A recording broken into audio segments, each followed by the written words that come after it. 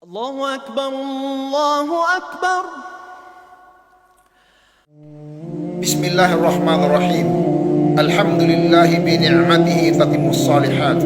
Ashhadu an la ilaha illallah wa ashhadu anna Muhammadan 'abduhu wa rasuluhu, amma ba'd. Fassalamu alaikum wa rahmatullahi ta'ala wa barakatuh. Mga kapwa kong alipin ng Allah, ang araw at gabi ang nagtutulak sa atin papunta sa libingan. Ang mga magaganda at masasarap na buhay ay pansamantala lamang. Huwag magpalinlang sa pansamantalang buhay. Dahil tayong lahat ay lilisan at lilipat sa kabilang buhay. Sabi ng Allah, kullu nafsin dha'iqatul maut. Ang bawat may buhay ay makakalasap ng kamatayan. At ang propeta Muhammad sallallahu alaihi wasallam ay nagpayo sa atin habang tayong lahat ay papalapit sa ating libingan. Sabi niya sa kanyang hadith, ittaqillah thumma istaqim.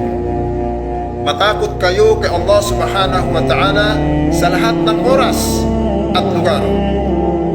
Gumawa ng kabutihan at umiwas sa mga kasamaan, at maging matuwid at magalang sa loob ng bahay, sa labas ng bahay, sa trabaho at sa pakikipagkapwa-tao, dahil ito lamang ang tanging baon natin sa libingan hanggang sa kabilang buhay. Maraming salamat po.